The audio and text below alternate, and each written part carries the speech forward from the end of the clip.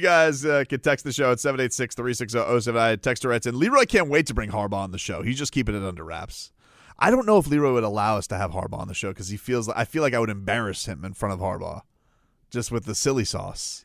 It's amazing. Here's what's amazing about you fraud. Every time we go to interview a boxer or I'm on my best of behavior, right? What are you talking about? I am. Are you? Yes. The only guys when we went to Vegas and every time we interview who's the trainer, he always acts like he want to fight. Oh, Teddy Atlas? Well, Teddy Atlas is silly sauce. You can't help it. Right. But other than that, I'm very professional. I got to keep it real. I can't go off on because I let you do your little fight game stuff. Right? But I know. Soon as the tide is turned, Tobes. Why? Because I'm going to ask him if he thinks that Tua and Waddle are two scoops of adorable. Or maybe I'll ask him, can he do the penguin dance? Has he practiced his penguin dance? Or are you going to ask him, hey, we wear khakis down here too on the sidelines? I wonder if he goes to khaki shorts. No. Why not? No coaches wear shorts. He could start a revolution. Really? Really? El Burre texts in. He says, Tobin Kellamore also has a second interview with the Dolphins this week. More schmore. Get out of here. Yeah, is anybody feeling Kellamore? Nah, get out of here. Wait, no. Let's think of it this way. Is anybody feeling anyone from the Dallas Cowboys organization? Nah, not really. Okay.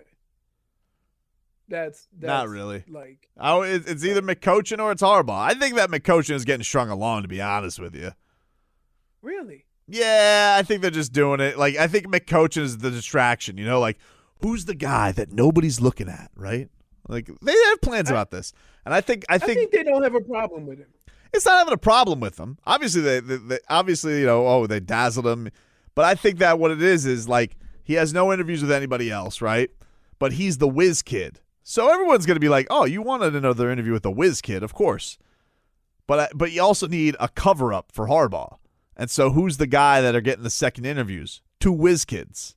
Dayball, he was rats off a ship. He's like, I see the writing on the wall. Writes like Harbaugh. I'm taking the Giants job. So now you have these two whiz kids. Or they made him an offer he couldn't get on the plane without. Possibly. Which that's how it works with free agents. Although I'm pretty sure it worked that way with yeah, coaches? But his second interview was like back on Monday, so he had plenty of time, and he was like probably asking the Dolphins, "Hey, bro, Giants want me. You guys want me?" And they're like, "Man, we really are just using him as a distraction for Harbaugh." Hey, Dayball, do you, baby? I think that's what Steve Ross texts him back. Do you, baby? I would say this. It seems a little awkwardly quiet out of Dolphins camp. It was super quiet last week. Very weird. Right. Very weird. And so is that because they have a plan? I would think so. I don't think that they just said, hey, you know what? Ross is like, hey, I got a trip to Greenland this week. Can't do anything. I don't think that's the case. Another guy says, Rooney Rule circumventing. I don't think it is. I mean, they interviewed, I think, multiple black coaching candidates. I think like 3 or 4. Here, I definitely look, and you guys know how I feel about this. I definitely want to see more black coaches. More importantly, I want to see more black qualified coaches.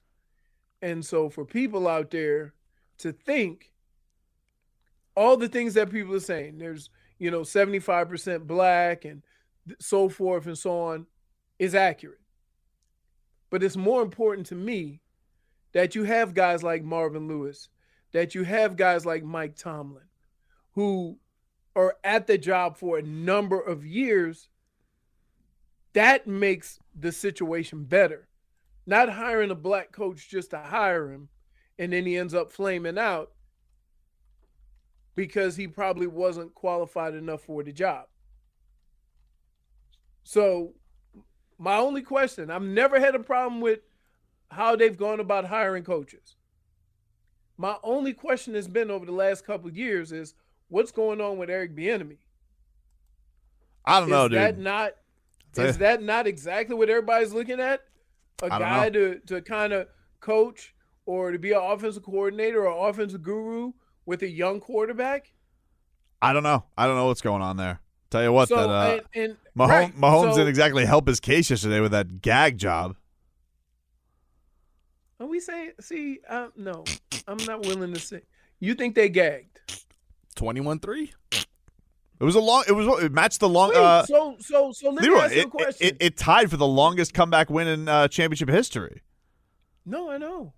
What do you call that? Cincinnati. You're adorbs. Yeah, that's no fun though. Why can't you give credit to? So the only reason why Cincinnati won that game is because Kansas City choked.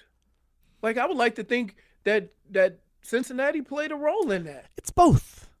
I think it began at that end of the first half. That's where they began the choking. When they didn't score. When they didn't score at the end of the first half. Yeah. I'm like, what are you doing? Yeah, exactly. A little bit of life. Points. A little bit of life. Right. They went. Cincinnati went to the locker rooms like, we stopped them from scoring, guys. We're still in this. The thing that just annoys me about this, and hit the ID, Marcos. I talked about this a little bit last week with, Cincinnati getting to this point, but it just annoys me that they got to do all of this tanking and they got to rebuild. Like nobody cared. Like nobody gave them any hell for it at all. And so like they went 2-14 in that year where they were completely pooping the bed. Got Joe Burrow, and it's like they took no criticism for it. The Dolphins got hosed down for being a danger to players. Took all this heat for just wanting to revamp. Then they ended up not even doing it because they ended up with 5 wins. And like even yesterday, it gets rubbed into the Dolphins' face. Like yesterday, Ian Rapoport, he comes out with his little report that's like the Dolphins offered 3 first-round picks to the Bengals for the number 1 pick to get Joe Burrow.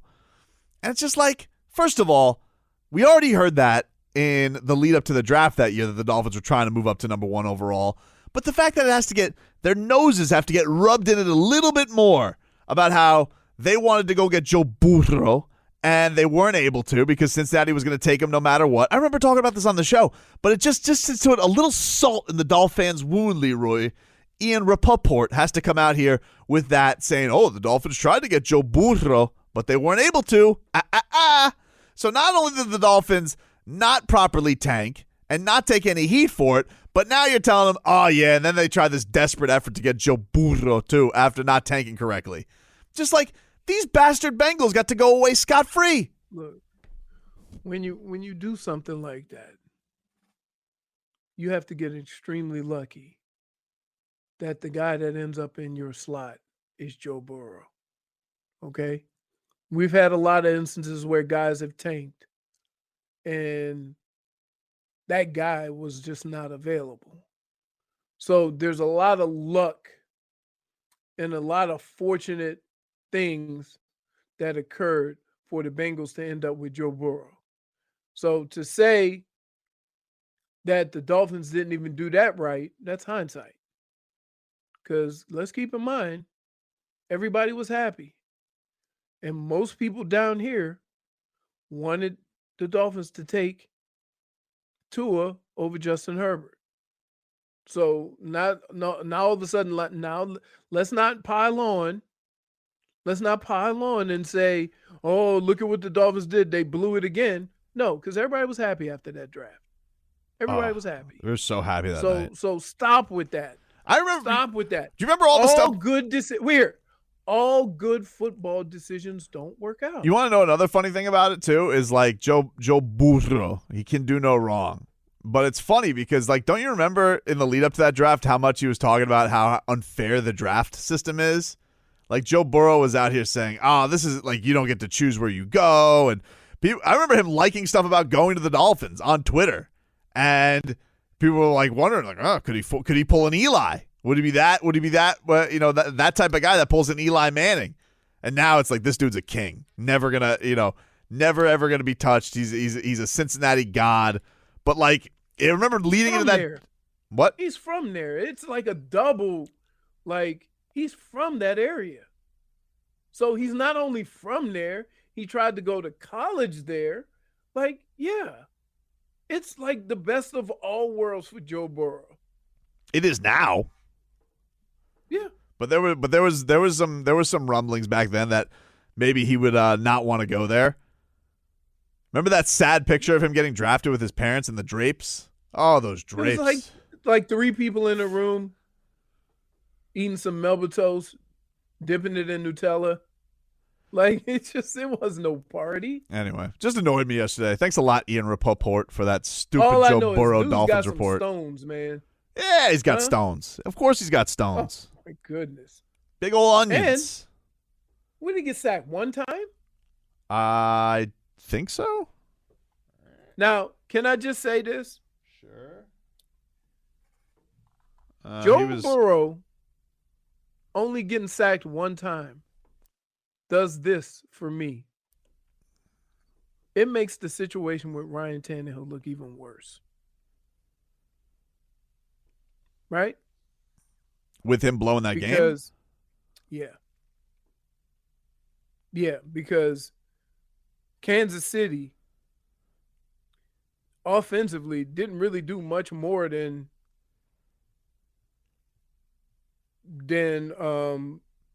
Tennessee did, except for the turnovers.